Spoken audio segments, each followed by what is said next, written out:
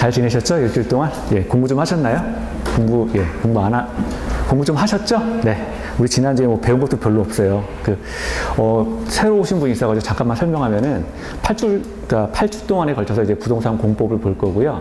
그리고, 이제 공법 같은 경우는 이제 40문제가 출제가 되잖아요. 2차 과목으로 40문제가 출제가 되는데, 우리 이제 16개 이상만 맞히면 돼요. 16개. 그래서 16개만 딱 40점인데 과락을 면하는 전략으로 가셔야 됩니다. 이걸 가지고 내가 80점을 맞겠다, 뭐 70점 이상 맞겠다, 이런 생각하시면 절대 안 돼요. 어차피 이게, 그래서 나머지 과목으로 이제 평균을 채워서 60점을 넘어가셔야 돼요. 공법은 과락을 면하는 전략으로 가셔야 됩니다. 과락을 면하는 전략으로 이렇게. 그래서 처음부터 이렇게 너무 막 어렵게 하지 마시고요. 그리고 아침에 오시면 이제 OX 나가는데, 제가 말씀드린 건 10개를 내가 풀어본다라고 하면 그 가운데 3개만 맞추겠다라는 전략으로 가시면 돼요. 3개만. 예. 이게, 그 권리와 의무를 규정한 게 아니라 절차를 규정한 거라서 휘발성이 굉장히 강해요. 그래서 공부를 해두면 금방금방 잃어버려요. 그리고, 자주 까먹고 일단 내용도 좀 복잡한 면이 있고, 그래서 부동산 우리 준비하시는 분 가운데 가장 어렵다 그래요. 가장 어려운 과목이고, 부동산 준비하실 때 가장 어려운 게 뭐냐 이렇게 두 과목 집어봐라 그러면 하나는 공법하고 하나는 민법인데, 민법하고도 사실 될 게 아니에요. 이거는 다 외워야 되는 거니까. 민법은 우리가 이해할 수가 있는 거잖아요. 그거는 권리 의무 관계를 규율한 그 실체법이기 때문에 그걸 이해할 수가 있는데, 이거는 이해를 못하는 상황에서 그냥 외워야 되는 거예요. 그러니까 이게 재미가 없죠. 재미가 없는 과목이고.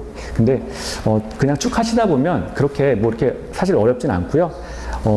문제풀이까지 쭉 이렇게 가시면 60점 다 사실 넘으세요. 60점 다 넘으시는데, 우리가 그냥 정신건강을 위해서 40점만 넘기는 전략으로 가겠다라고 꼭 그렇게 생각을 하시면 됩니다. 예, 40점, 16개. 40문제 가운데 사실 13문제는 맞추라고 주는 문제예요. 40문제 가운데 13문제는 아주 쉬워요. 그러니까 그건 그냥 맞는 거고요.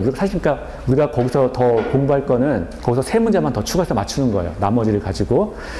자, 근데 우리 지난번에 봤었잖아요. 이렇게 몇 개 해야 된다. 그래서 따져보니까 한 27개 정도 나왔잖아요. 그 정도는 다 맞추세요. 자, 그래서 오늘부터 이제 한번 보죠. 네, 어서오세요. 네. 여기 앞에 프린트 하나 받아가시고요. 예. 자, 1번부터 보겠습니다.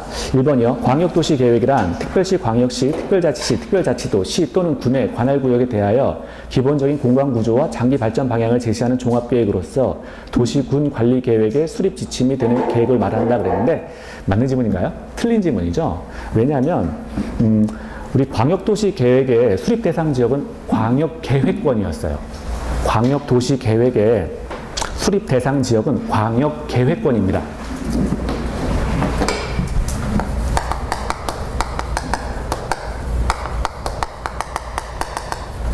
우리 이제 지난 시간에 배운 게 광역도시계획 이거 하나 배웠거든요. 광역도시계획이 있었고, 요 밑에 뭐가 있었어요? 그렇죠. 도시군 기본계획이라는 게 있었죠. 그리고 이거 밑에 또 뭐가 있습니까? 도시군 관리계획이 있었어요. 그쵸? 이렇게 봤었죠. 이게 제일 큰 거고, 이게 두 번째고, 이게 세 번째였던 거예요. 그래서 광역도시계획에 우리가 봤던 게 이제 수립 대상 지역,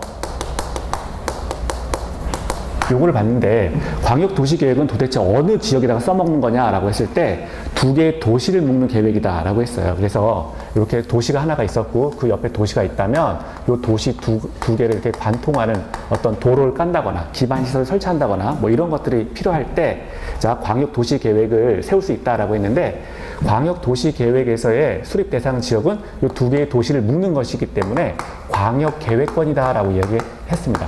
광역계획권. 2개의 도시를 묶었을 때 그 도시의 형태를 광역계획권이라 그래요. 그래서 2개의 도시를 이렇게 묶어서 이렇게 땅콩 모양으로 이렇게 묶어서 광역도시계획을 설정할 수 있다라고 했거든요. 이따가 저기 처음 오신 분은 이따가 한번 제가 설명 다시 할 거예요. 복습. 그래서 지금 뭐 이렇게 뭐지? 막 이렇게 별 차이 없어요. 지난 시간에 오신 분하고 지금 새로 오신 분하고 별 차이 없습니다. 제가 볼 땐 공부를 안 하셨네, 다들. 그렇죠? 예. 네. 사실 그냥 이렇게 한번 보고 제가 말씀드렸잖아요. 우리가 1순환이 이제 2달씩 도는 건데, 이 책을 이제, 이 책이 이렇게 생겼구나라고 이해하는 데까지가 최소한 6개월은 걸려요. 이거는 조금 다른 과목하고 조금 틀려요. 이게 내용이 이게 절차를 규정한 거기 때문에 우리가 절차를 바라볼 때 그냥 어렵다고 느끼는 게 많은 거예요. 그 안에 내용을 구성하는 게 어려운 게 아니라 이게 절차인데 우리가 한 번도 접해보지 않은 거기 때문에 이게 생소하다, 어렵다라고 느끼는 거거든요. 근데 그게 이제 녹록해질 때까지 한 6개월 정도 걸리는 거예요. 그래서 3회독 하실 때까지는 제가 얘기했잖아요. 기출문제도 될 수 있으면 풀지 말고, 물론 그 전에 다 풀 거예요. 기출문제고 뭐건 다 풀 겁니다. 다 푸는데, 그리고 OX 다 하고 하는데, 그거에 대해서 막 이렇게 조바심 내고 막 이렇게 달려갈 필요 없다는 거예요. 지금부터 달리면 지쳐요. 지금부터 달리면 지쳐요. 그래서 천천히 가세요. 객관식은 그냥 천천히 하면 됩니다.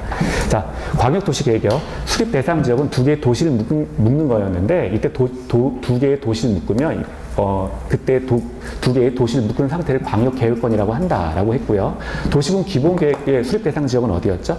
이것도 광역계획권인가요? 아니었죠. 요거는 국토를 6개로 나눴었는데 6개의 도시가 도시군 기본계획의 수립 대상 지역이었어요. 그럼 뭐가 있었습니까? 특별시가 있었고요. 광역시가 있었죠. 그리고 또 뭐가 있어요? 특별자치시가 있었죠. 그리고 특별자치도 이렇게 있었죠.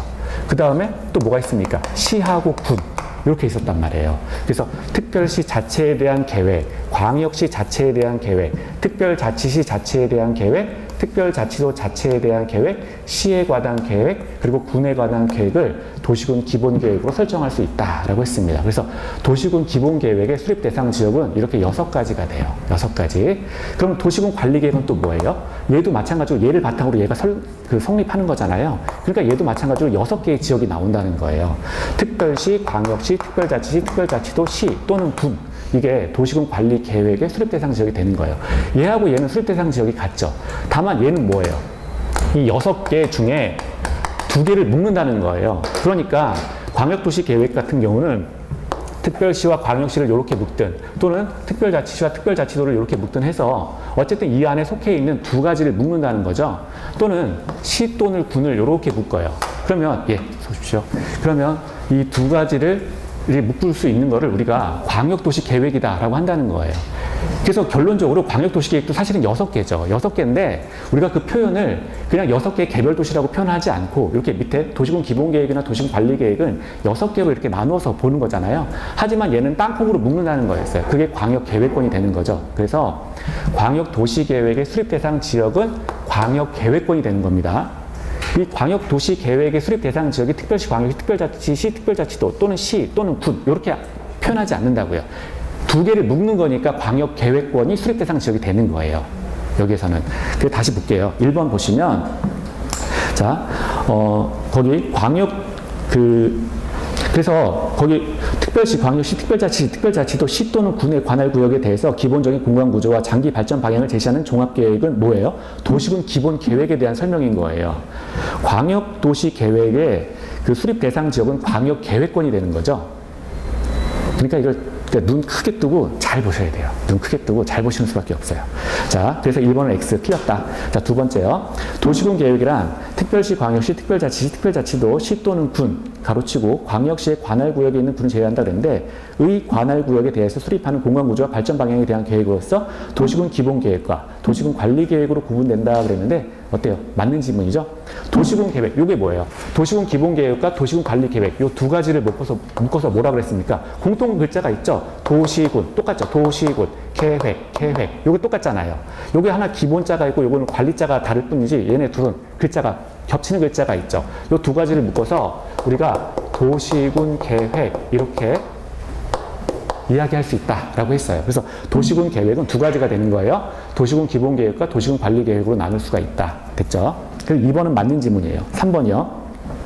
지구 단위 계획은 도시군 계획의 수립 대상 지역의 전부에 대해서 토지 이용을 합리화하고 그 기능을 증진시키며 미관을 개선하고 양호한 환경을 보전하기 위하여 수립하는 도시군 관리 계획을 말한다 그랬는데 우리 도시군 관리 계획 안에 몇 가지가 있었죠?